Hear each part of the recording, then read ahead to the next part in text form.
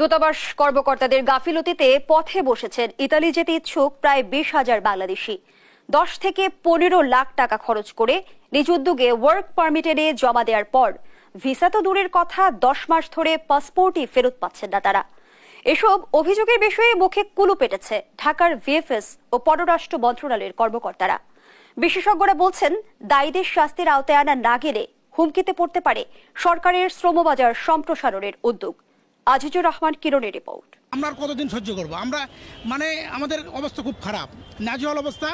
আমরা সবাই ঋণ টিন করে টাকা দিছি, কিস্তি তুলে টাকা দিছি।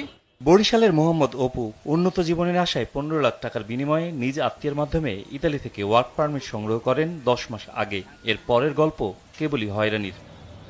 ভিসা পেতে ইতালি দূতাবাসের মনোনীত ভিসা প্রসেসিং সেন্টার ভিএফএস এ আবেদন জমা দিয়েছেন অপুর মতো প্রায় 20,000 অভিবাসন প্রত্যাশী। নিয়ম অনুযায়ী 90 দিনের মধ্যে সিদ্ধান্ত জানানোর কথা। 10 মাসের বেশি সময় পার হলেও ভিসা তো দূরের কথা, এখন পর্যন্ত পাসপোর্টই ফেরত পাননি তারা। যখন রুলেসটা উঠছে তখন আমরা পেমেন্ট করছি, এখন রুলেসটা উঠছে আমরা ওখানে যদি আমরা বাইরে যোগাযোগ করি বলে যে আসলে এটা তো আমাদের সমস্যা না, এটা বাংলাদেশ থেকে দিতেছে না। পাসপোর্ট ওনারা পাচ্ছে না, প্রায় 9 মাস হয়ে গেছে।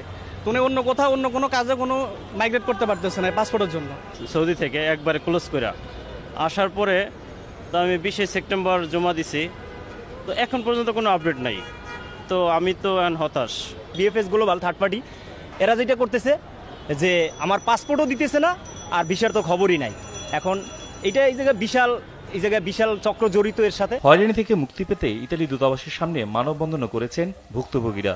তবে মেলেনি আশ্বাস, হয়নি সুরাহা। কেন ভিসা প্রক্রিয়ার এই জটিলতা, এ নিয়ে কথা বলতে রাজি হয়নি ভিএফএস এর কোনো কর্মকর্তা। সামাজিক যোগাযোগ মাধ্যমে আবেদনকারীদের ধৈর্য ধরে অপেক্ষা করার আহ্বান জানিয়ে দায় সেরেছেন ভিএফএস গ্লোবাল। 2 মাস আগে স্মারকলিপি দিলেও কার্যকর কোনো পদক্ষেপ নেওয়া হয়নি ভুক্তভোগীদের, এমন অভিযোগে মুখে কুলুপ এঁটেছে পররাষ্ট্র মন্ত্রণালয়ও।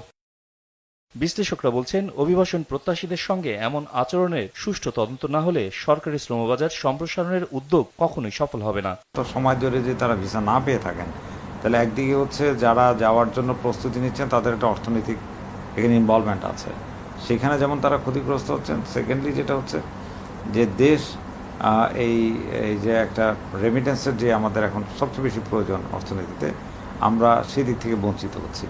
প্রশ্নটা হচ্ছে যে দায়ভারটা কার? এখন this is a mission matter.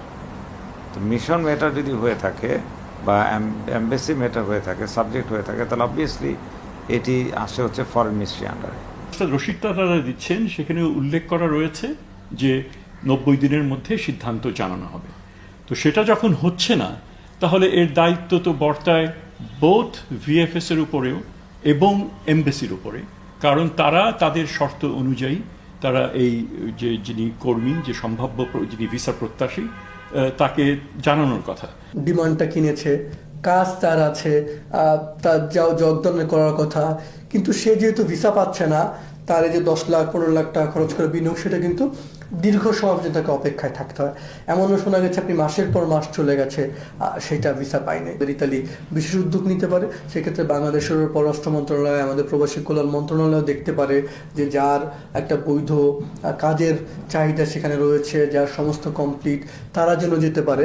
প্রকৃত কারণ খুঁজে বের করে দায়ীদের বিরুদ্ধে ব্যবস্থা নেওয়ার আহ্বান জানান তারা। প্রতারণা না হয়, কোনো সিন্ডিকেট গড়ে না ওঠে, সেটা ভেতরে বা বাইরে এমন কোনো সিন্ডিকেট গড়ে না ওঠে যারা ভিসা দেওয়ার জন্য, অ্যাপয়েন্টমেন্ট পাওয়ার জন্য টাকা নিচ্ছে, লেনদেন করছে, সেই বিষয়টা নিশ্চিত করা উচিত। আজিজুর রহমান কিরণ, দেশ টিভি, ঢাকা।